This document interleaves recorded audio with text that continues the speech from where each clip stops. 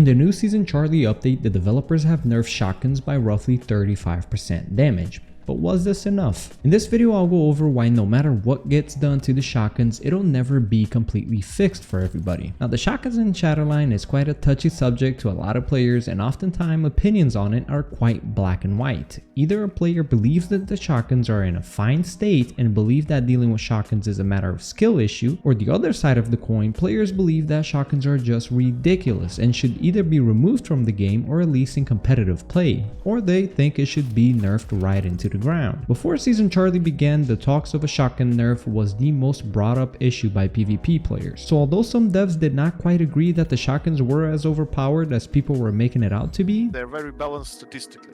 But I know that it doesn't feel like that in actual game. Because you have the matchmaking, you have skill issue, you have different maps, you have different runs, and under specific circumstances they might just demolish you on specific map with specific players playing that shotguns, and on other runs you don't have that issue. So it's very difficult to figure out the exact shotgun issues.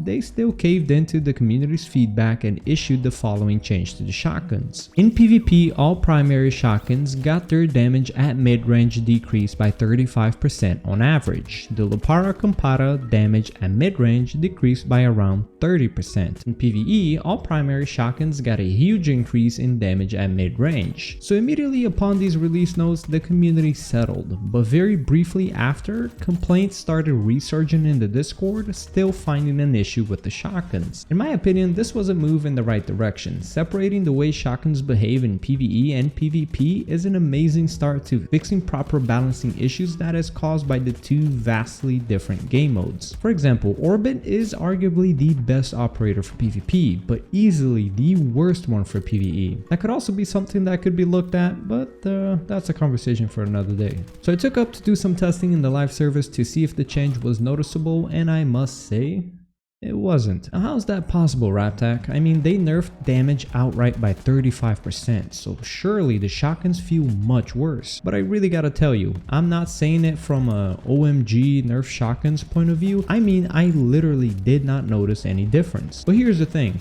This is why the community will never be truly satisfied about shotguns. The reason the shotguns feel as strong as they did before Season Charlie goes beyond the actual damage it does. In the last video, we covered some statistics they could tweak to make the shotguns better to deal with, but in this video, we'll tackle some different factors. There are several factors that enable shotguns to feel as strong as they do beyond their actual statistics, so let's bring out a couple of them here. Firstly, there is Shatterline's movement. Shatterline enables us to move at insanely high speed when using the bunny hopping technique, which enables us to close a lot of gap in a very short amount of time, essentially enabling us to get up in our opponent's face at a very fast rate even when they are decently far away. Now combine that with Shatterline sliding, which by the way is faster than the actual sprint speed. The sliding enables us to fast peek out of angles while keeping our own hitbox much harder to hit than if you were to peek regularly. Now combine that with the other factor that makes shotguns feel so strong,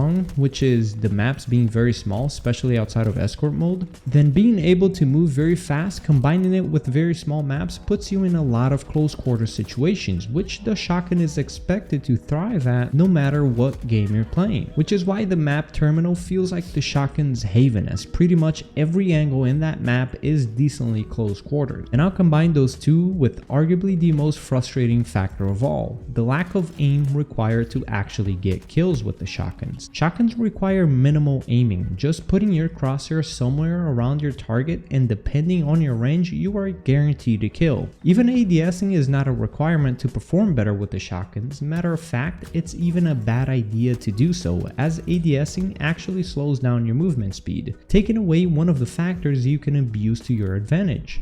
So there are a couple of factors involved, but you get the gist of it. It's unlikely we'll ever find a proper balance where shotgun users and non-shotgun users are both satisfied. I have not come across a single argument that I believed would put it in a good place. No matter how much Frag Labs decreases shotgun's base statistics, people will be able to slide around corners and shotgun you. Or worse yet, b-hop at high speeds and blow you away with a shell shot no matter how much they tweak it. And let's be real here, Shatterline can't just nerf the shotguns hard hard into the ground, or else it'll be a useless category of weapons. Take games like CSGO and Valorant for example. Shotguns are very weak, but they serve their purpose. They serve as a cheap weapon you can buy on either force buys or ecos to balance out your team's economy, but you never actually use them as a primary weapon. In Shatterline, however, economy is not a factor. Therefore, in an ideal world, all weapons in Shatterline are balanced and properly viable. So what do I, Raptac, think would be the best move for shotguns? Listen, with the maps being small and movement being so fast, I think there is little that can be done where everybody wins. But personally, I am a big fan of making things require more skill when it comes to a PvP game like this. And in my last video, I gave an idea that would force shotgun players to have to be a lot better to thrive with these weapons, and I still stand by it. Watch that video if you haven't yet, I'll link it down below. But in summary, I'll say it here again.